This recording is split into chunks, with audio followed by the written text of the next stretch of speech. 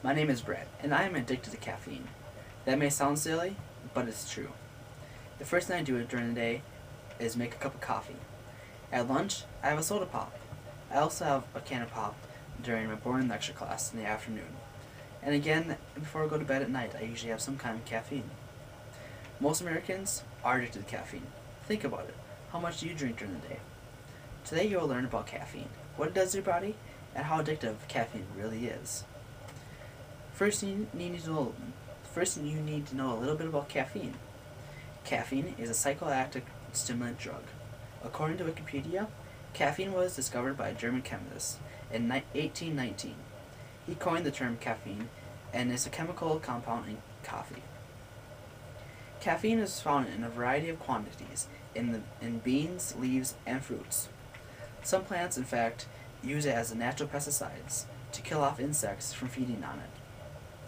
In humans, caffeine is a central nervous system stimulant, having the effect of temporarily warding off drowsiness and restoring alertness.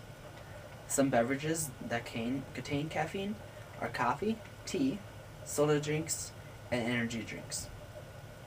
Caffeine is the world's most widely consumed psychoactive substance, but unlike most psychoactive substances, is legal and unregulated in nearly all jurisdictions. In North America, 90% of adults consume caffeine daily. According to the U.S. Drug Administration, caffeine is generally recognized as a safe food substance. Now that you know a little bit more about caffeine, you're probably wondering what drinking it actually does to you. It takes less than an hour for caffeine to start affecting the body. In mild doses, it wears off about 3 to 4 hours. Consumption of caffeine does not eliminate the need for sleep. It only temporarily reduces the sensation of being tired. In general, 25 to 50 milligrams of caffeine, which is what's in this can of Mountain Dew here, is enough caffeine for most people to increase alertness and arousal as well as lower the levels of fatigue. With these effects, caffeine is an energetic, increasing a person's capacity for mental or physical labor. A study conducted in 1979 by University of California showed a 7% increase in distance cycled over a period of 2 hours in subjects that consumed caffeine compared to the control subjects who did not. Other studies performed by various universities show much more dramatic results. One particular study by the University of Michigan shows a 44% increase in the race pace endurance, as well as a 51% increase in cycling endurance after a dosage of caffeine. Additional studies have reported similar effects. Sometimes, if you take too much caffeine, you can overdose. In large amounts, especially over extended periods of time, caffeine can lead to a condition known as caffeinism. Caffeinism usually combines caffeine dependency with a wide range of unpleasant physical and mental conditions, including nervousness, irritability, anxiety, tremblingness, muscle twitching, insomnia, headaches, respiratory illness, and heart attacks. There are 4 caffeine-induced psychotic disorders recognized by the Diagnostic and Statistical Manual of Mental Disorders, the 4th edition.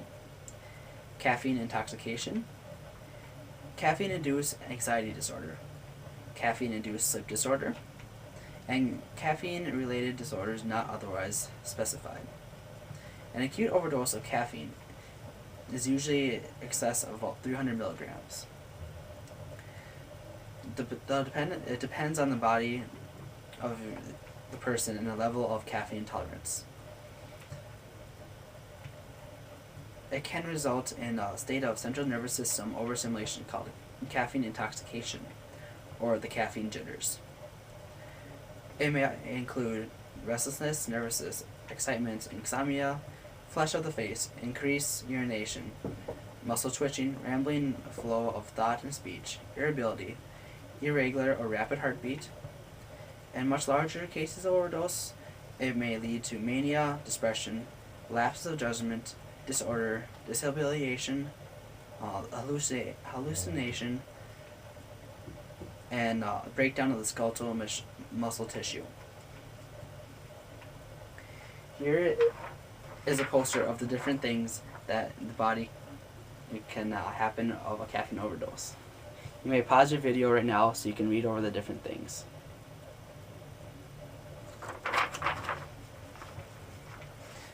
Like I said before, most Americans are addicted to caffeine.